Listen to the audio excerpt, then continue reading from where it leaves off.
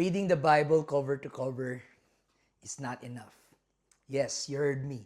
I know marami sa inyo, since it's the month of February, ay nag-goal na mabasa ang Bible from cover to cover.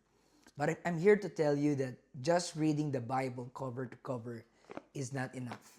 Dahil pwede mong basahin ang Bible ng one chapter a day, pero nagmamadali ka, wala kang naintindihan. Or tamang understanding lang, and then you need to do some of your responsibilities. I don't think that that's how we should treat the Word of God. The Word of God should be treated not in a hurry, but in slow, meditating, reflective process.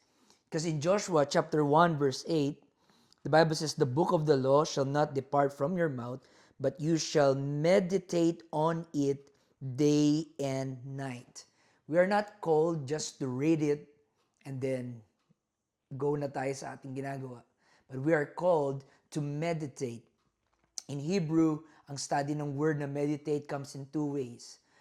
Isa ay to mutter, at yung isa naman is to ponder. Sometimes they use meditation by reading the scripture aloud, sometimes by memorizing the scripture, and sometimes by praying the scripture. And I believe that's how should we read the Bible. You should give time to this and give priority and much space, at least 1 hour or to 2 hours of reading, studying, chewing, pondering, meditating the Word of God. Hindi yung gigising ka bago siguro pumasok sa school, 2 minutes, basa saglit, and then go na. That's not how you get the nourishment, the nutrients of your spiritual life. But it comes from meditating. You have to be intentional. You need to set a time to meditate the Word of God. And one of the healthiest way to meditate the Word of God is to ask question. Keep on asking question. What does it mean? Who wrote this? What is the setting? Ano ba ang meaning nito? Applicable pa rin ba ito sa panahon natin ngayon, or it's this just culture based on their culture? You need to think about it and think and meditate and ponder the scripture.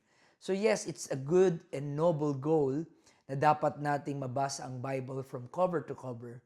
But yung process at yung method paano natin babasahin, ito ang magsasabi kung effective ba yung ating pagba-Bible read. You have to meditate it, and you need to seek help, ask help. What's the historical context? What's the cultural context? What's the meaning of this word in their time? Ano ang intent ng author? And higit sa lahat, how can we obey it? How can we apply it in our daily lives? Kahit anong meditate mo, kahit anong basa mo, kung hindi mo rin susundin, wala rin kwenta nun. Walang kwenta ang lahat ng ginawa mo. So meditate it, read it, ponder it, and obey it. So I encourage you, if you want to read the Bible this year from cover to cover, take it slow.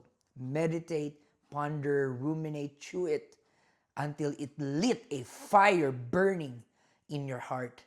And that's where you can really experience the power and the weight of the Word of God. God bless.